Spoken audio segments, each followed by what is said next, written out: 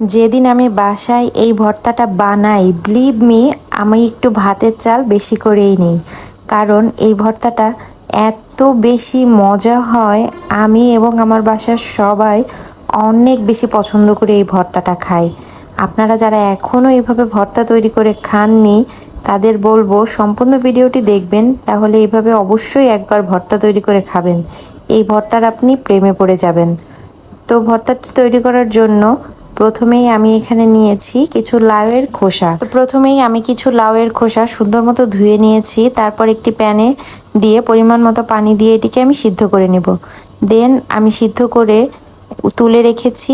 এখন আমি সেই সেম প্যানে একটু সরিষার তেল দিয়ে সিদ্ধ করা লাউয়ের খোসাগুলোকে একটু ভেজে নিব। সরিষার তেলে যে কোনো ভর্তা ভেজে নিলে কিন্তু সেই ভর্তার টেস্ট অনেক বেশি ভালো আসে। তো এখানে আমি 2-1 মিনিটের জন্য একটু ভেজে নিব, বেশি ভাজার দরকার নেই যেহেতু এটি অলরেডি সিদ্ধ করা। তারপর আমি এটিকে তুলে একটি সাইডে রেখে দিব। তারপর আমি এখানে দিব কিছু চিংড়ি মাছ, ছোট ছোট চিংড়ি মাছ ইউজ করেছি আমি। আপনারা চাইলে যে কোনো ধরনের চিংড়ি মাছ এখানে ইউজ করতে পারেন।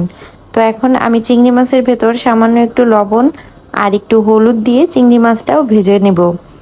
যে কোনো ভর্তায় আমার কাছে মনে হয় একটু চিংড়ি মাছ দিলে ভর্তার টেস্টটা অনেক বেশি ভালো আসে।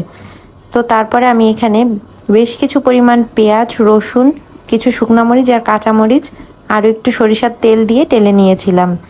এখন এই সবগুলো উপকরণ একটা সাইডে রেখে দিব। তারপর আমি পাটায় প্রথমে লাউয়ের খোসাটা বেটে নিব। যে কোনো ভর্তায় আমরা যদি পাটা ব্যবহার করি তাহলে কিন্তু ভর্তার টেস্ট অনেক ভালো আসে। একটু সময় নিয়ে আমি এখানে চিংড়ি মাছ আর লাউয়ের খোসা ফার্স্টে বেটে নিয়েছি। তারপর আমি এখানে একটু লবণ দিয়ে যে পেঁয়াজ মরিচ ভেজে রেখেছিলাম সেটা এখানে আমি বেটে নেব।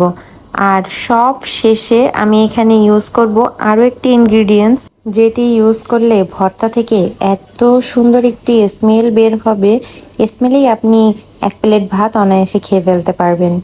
তো দেখতেই পাচ্ছেন আমি যতগুলো উপাদান বেটে নিয়েছিলাম সবগুলো আমি একসঙ্গে হাত দিয়ে একটু মিশিয়ে নিচ্ছি। দেন আমি এখানে পুতা ইউজ করে আরও একটু হালকা একটা বাটা দিয়ে এটিকে খুব সুন্দর মতো একটু মিশিয়ে নিব। আপনারা চাইলে পাটায় মাখা ভাতও খেতে পারেন, এটি কিন্তু অনেক বেশি মজা লাগে। সত্যি বলতে এভাবে যারা ভর্তা করে খাননি তারা অন্তত একবার হলেও ভর্তাটি করে খাবেন। আর এখন আমি ইউজ করব আমের যে ঝুরি আচার আছে সেখান থেকে কিছু তেল।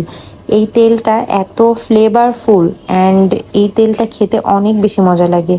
তো অবশ্যই আমি রিকমেন্ড করব এভাবে একবার হলেও অন্তত ভর্তাটি তৈরি করে খাবেন।